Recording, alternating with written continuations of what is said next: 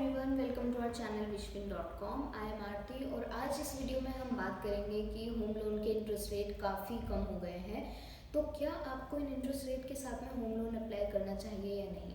तो फ्रेंड्स, अगर आप होम लोन की प्लानिंग कर रहे हैं तो पहले आप खुद से कुछ क्वेश्चंस ज़रूर कर लें।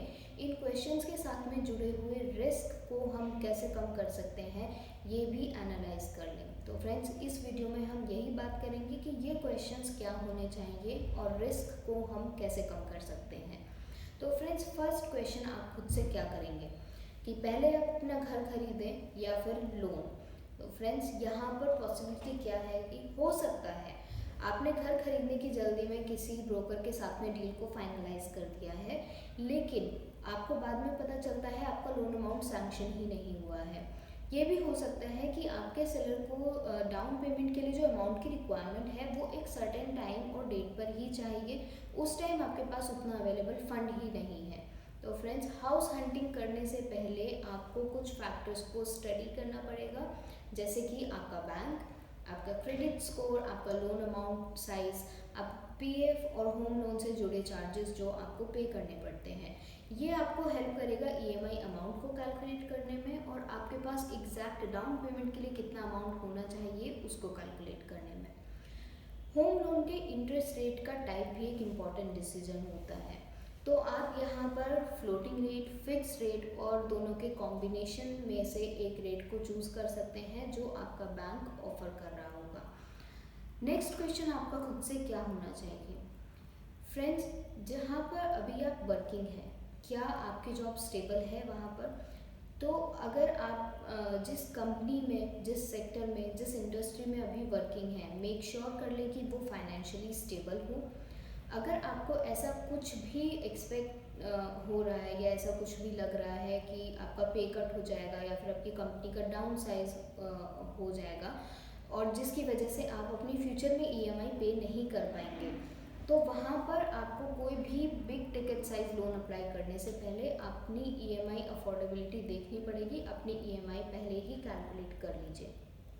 नेक्स्ट क्वेश्चन आप खुद से क्या करेंगे कि क्या कोविड लॉकडाउन के टाइम पर आपने अपने एग्जिस्टिंग लोन की ईएमआईज में डिफ़ॉल्ट किया है या नहीं किया है। तो फ्रेंड्स, डायरेक्टली या इनडायरेक्टली देखें तो कोविड एंड लॉकडाउन ने मोस्टली सबको हिट किया है, जैसे कि जॉब लॉसेस, पे cuts, financial and health emergencies.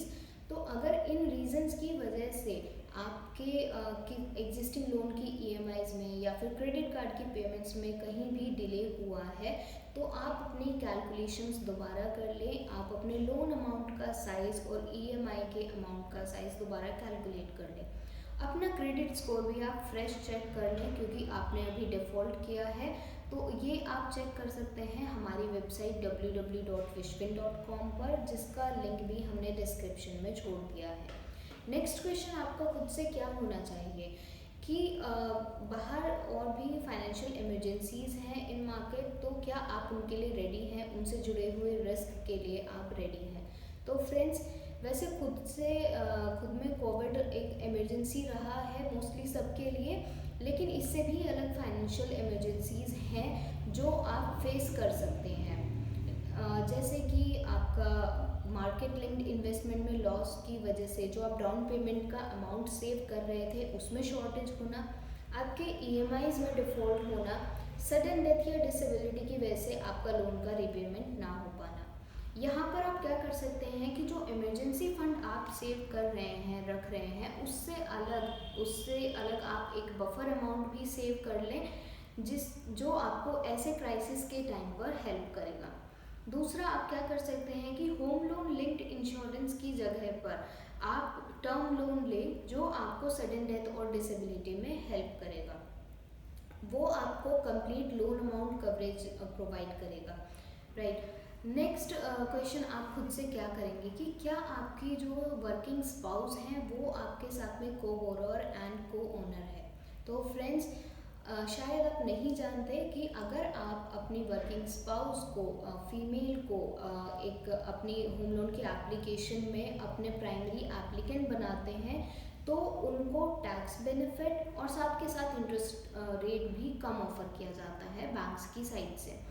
तो फ्रेंड्स, अंडर सेक्शन 24B आप दोनों ईच 2 लाख तक का टैक्स बेनिफिट क्लेम कर सकते हैं अगर आपके पास में सेल्फ ऑक्यूपाइड हाउस है इन इंटरेस्ट रीपेमेंट।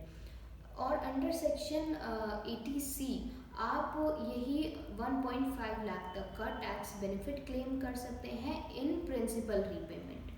नेक्स्ट क्वेश्चन आपका खुद से क्या होना चाहिए कि आपका घर खरीदने का रीज़न क्या है, what's your reason behind buying a house.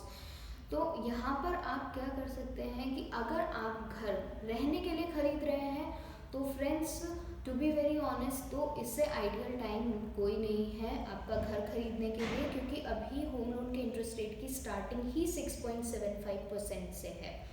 लेकिन अगर आप यही होम लोन अपने प्रॉपर्टी इन्वेस्टमेंट के पर्पज़ से खरीद रहे हैं तो होम लोन के इंटरेस्ट रेट कभी भी आपका एक बाइंग फैक्टर नहीं होना चाहिए, क्योंकि फ्रेंड्स इसके रीजंस भी है।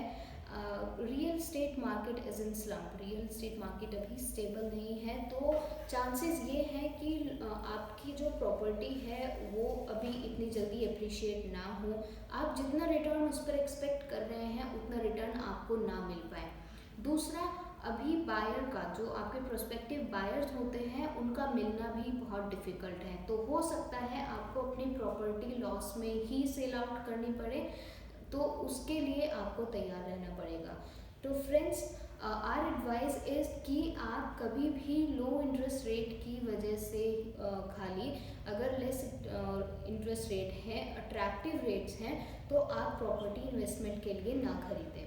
तो वी बिलीव फ्रेंड्स कि आपको ये वीडियो वैल्यूएबल लगा होगा, जो इन्फॉर्मेशन हमने प्रोवाइड किया है वो वैल्यूएबल लगा होगा। फिर भी अगर आपके कुछ क्वेश्चंस या फिर सजेशंस हैं तो वो आप हमें कमेंट बॉक्स में छोड़ सकते हैं। ऐसे ही और फाइनेंशियल एडवाइस और फाइनेंशियल गाइडेंस की वीडियोस हम आपको प्रोवाइड करते रहेंगे। Till then stay safe and stay tuned.